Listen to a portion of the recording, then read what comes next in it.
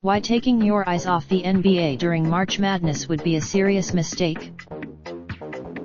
This is a strange time of year for the NBA. America is it kind of works out. March Madness however, while hardwood-tinted eyeballs will largely be trained on the NCAA tournament for the next little minute, don't be duped into thinking these parting weeks of the NBA regular season are simply marking time until the real business begins. Between now and the close of the campaign, there are a series of plot lines, many battles and tussles for seeding that will go a long way toward determining whether a multitude of teams head into the summer with cheers or tears. As we know, when it comes to conference muscle flexing, it is the left-hand side of the country that struts like a Venice Beach bodybuilder, while the East puts on its jacket and runs for cover like a weakling on a wet Atlantic City Wednesday. West is best, but it is also stressed, with the standings log-jammed and a collection of teams still not definitively separated after more than 5 months of effort. It definitely takes on a different mindset, Warriors coach Steve Kerr said, talking about the final weeks. Each game takes on, this time around, there is everything to play for as the Warriors seek their 3rd title in a row.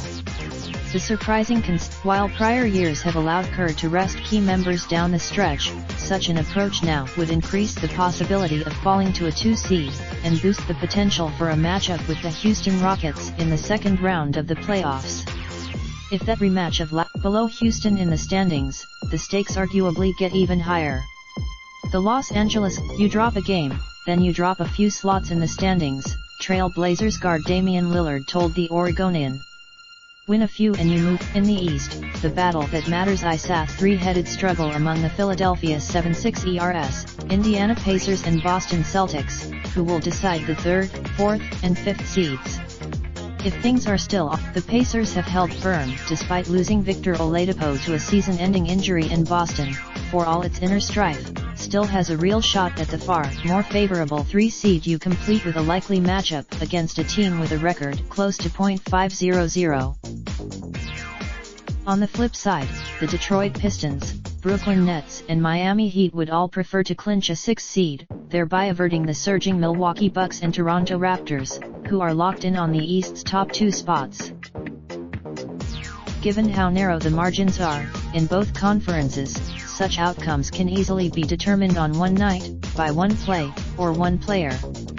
The repercussions, in the NBA right now, there are no brackets in sight, but the stakes are as high as ever.